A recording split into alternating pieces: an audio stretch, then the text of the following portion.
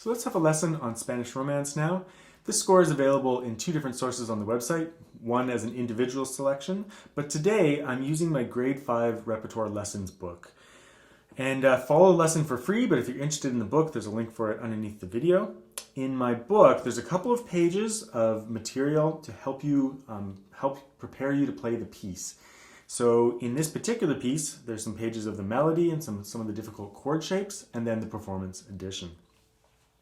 So what we're going to do today is we are going to look at the melody on its own. So just playing that melody on its own, since this piece is so melody based and the audience is just really focusing on the melody, we're going to practice it on its own, and I've written that out. Then we're going to cover some of the difficult chord shapes, mostly barré chords in this piece, to make sure that both that you're oriented to play the piece, that you're aware of the positions and everything like that, but also that you've practiced the barré chords with good technique before trying to accomplish the piece itself.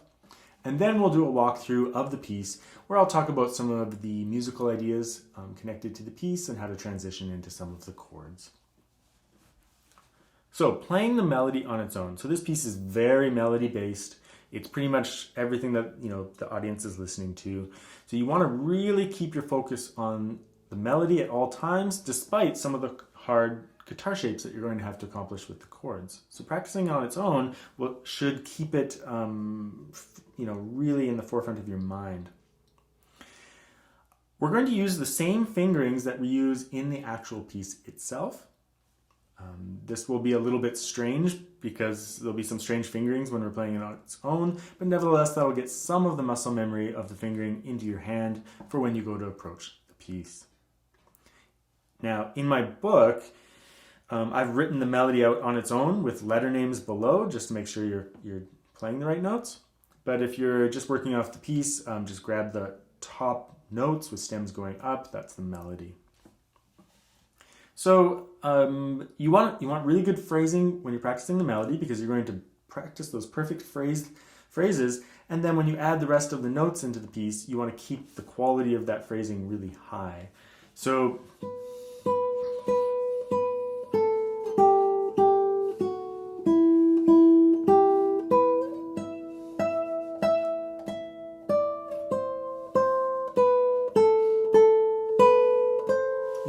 when you're practicing that phrasing on its own, try to make it really high quality because you're just practicing something on its own.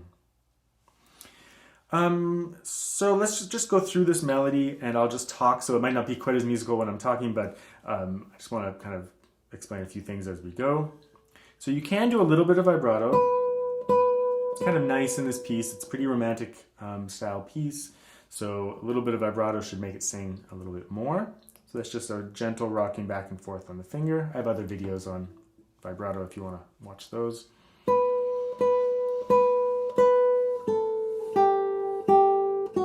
Here, stretch out the fourth finger to B, so make sure those are musically connected.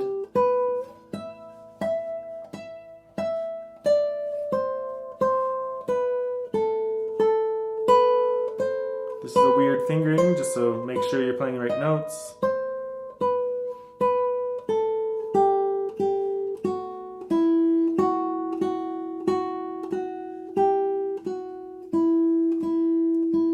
So that first half is in E minor, and the second half is in E major. So we have 4 sharps suddenly.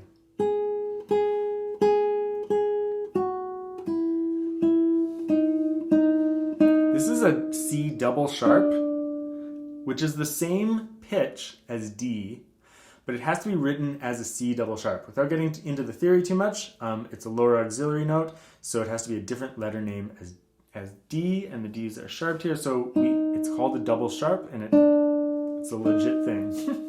So that's what that little X symbol means, is a double sharp. But the note is on the 3rd fret, second finger. 3rd fret, 2nd string, 2nd finger. C sharp, D sharp,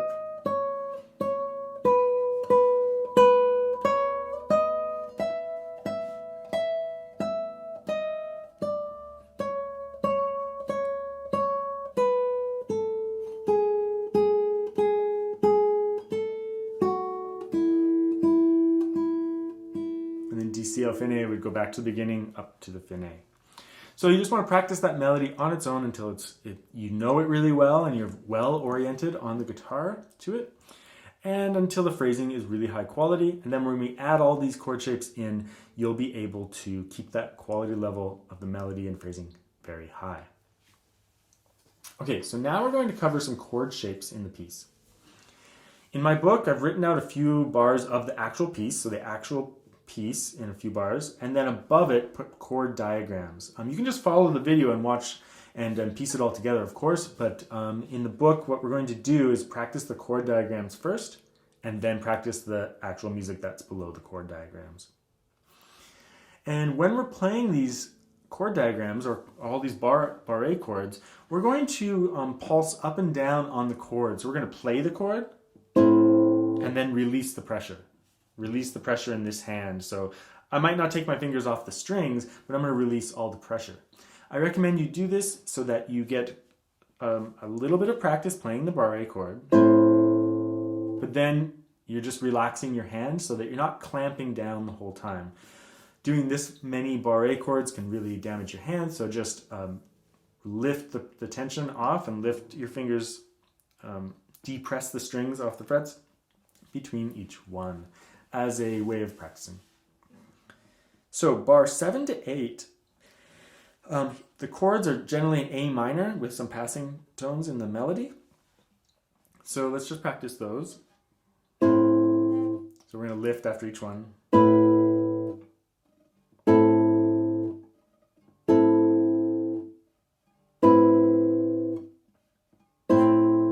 Let it ring long enough that you can hear if it's buzzing or not. If you're having trouble with the actual barré chords, you should go check out some of my other lessons on barré. I have a whole bunch of them on the website. There's one post that combines a whole bunch of videos. So if you're having trouble with your barrés, just go to the website lesson page and find those lessons on barrés, because we can't have a huge lesson on barré chords today. So that was the chords. It's all just an A minor shape with a little melody. I'll play the actual music now. Now you could play that all with an open A string, but because the next chord is a B chord, I do barré all 6 strings. So bar 9 to 10 is a series of B major chords with a passing tone C in it. So here are the chords, diagrams. Squeeze the 3rd finger into C there. Reach out to D sharp.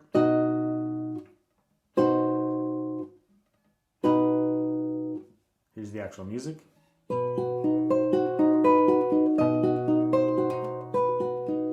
These chords might seem difficult and the stretches might seem difficult, but they're very secure because you get to clamp into your barré chord and then just like for a few seconds, it goes by so quick, a few seconds you just outreach a finger, you know? But it's very secure, so that's really helpful. Bar 21 to 22, there's this chord, and we'll talk about how to transition into this chord when we do the walkthrough.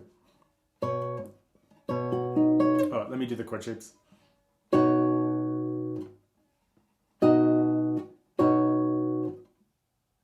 And the actual music.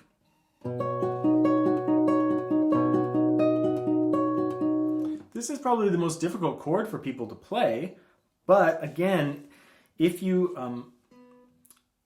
able to plant the chord confidently, which is not so hard, then it's very secure. You might not be able to use the perfect technique with your 4th finger, but it's so secure because you're just kind of clamped into this shape.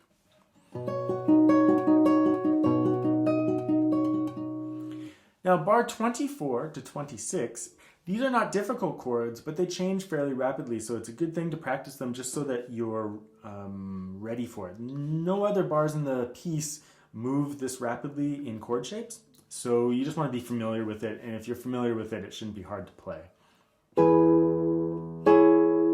Let's see.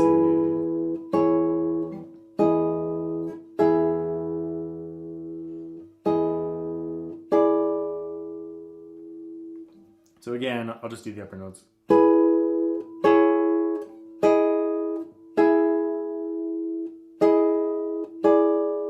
then the actual music.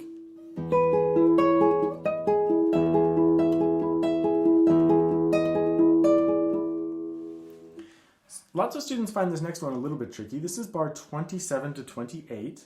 And again, though, although it seems like a really huge stretch, as long as you set your chord up nicely on the 5th fret here, this A major chord, then reaching your 4th finger out to the C sharp, it's not that far away. So just make sure this is secure, that your hand is in a good position, and then you're just going to reach your 4th finger out a little bit. It's not too far away. This is the 4-finger position. This is just 1 extra fret. And it doesn't last very long.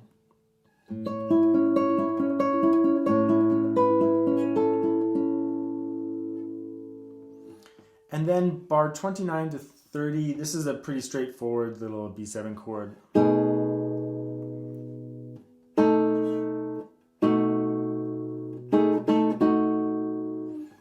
The actual music.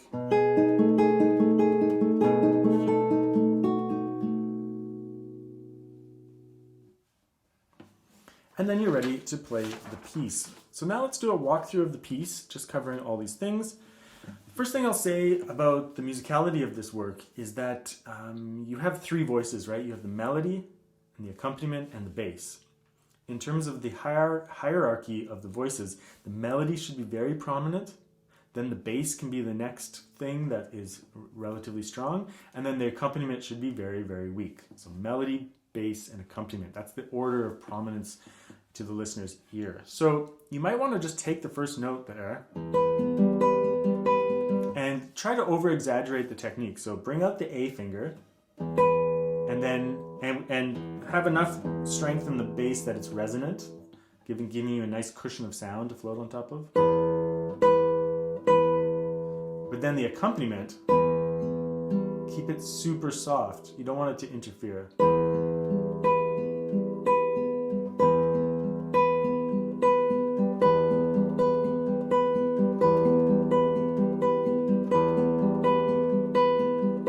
Really get that in.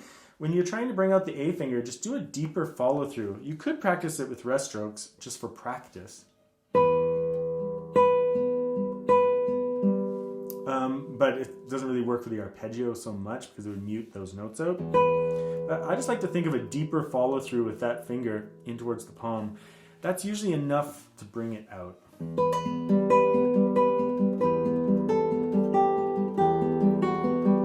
So if you practice the melody, this first page is so easy because there's not much to do. There's a couple of little chords, but especially the beginning, it's nothing. It's just all melody, right? So you're really just grabbing that melody with the A finger. So let's do this walkthrough.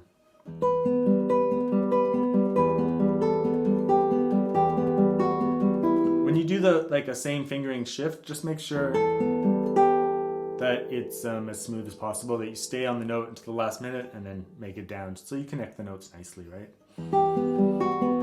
Here, hold the first finger down until you hear the 4th finger. Don't release the first finger until you hear the actual sound of the next note, right? A little bit of vibrato is nice there.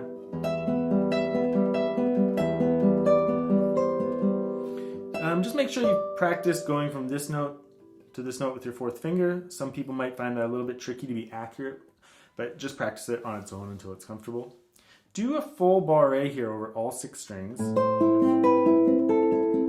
because the next chord is all 6 as well, so you can just slide that shape up 2 frets.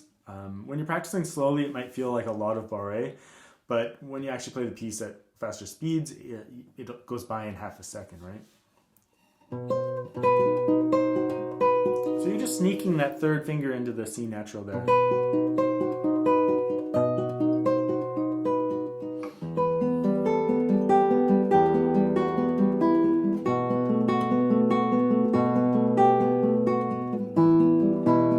That's the one spot you can bring out the bass a little bit more. You might have noticed there that because this piece is so romantic, you can get out of some of the tricky changes by just adding a little bit of relaxation to the momentum of the phrase. Let's see. You know, if you just relax that phrase a little bit, relax, calmly move on. It works both musically and technically, so it kind of like puts musicality and technique together to make the piece easier and sound better. Okay, second half changes to E major, so 4 sharps.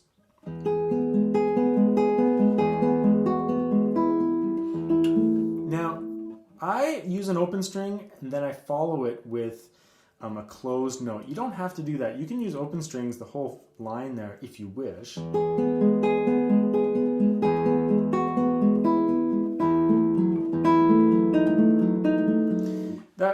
It makes a little bit of sense. I kind of like the sound of the 2 closed notes. The open string has a tendency to ping out a little bit, and I want this strong release or tension resolution when I go over the bar. So I change to a closed note. You don't have to, though. It's up to you.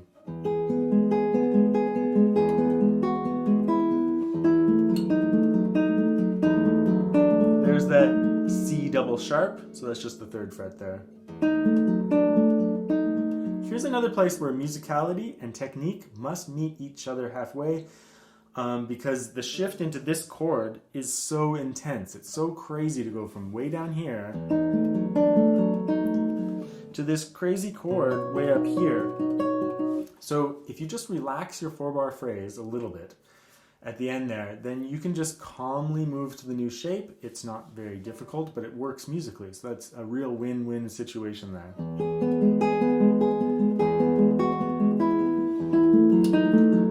Relax and start a new phrase. It makes sense musically, and it really helps with that shift to that difficult chord shape.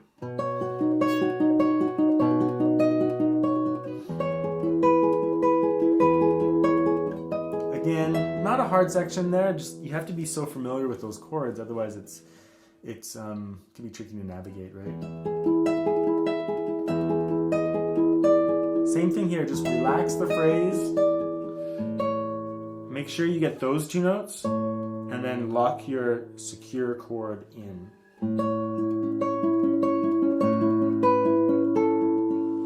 And same thing there, relax the phrase a little bit.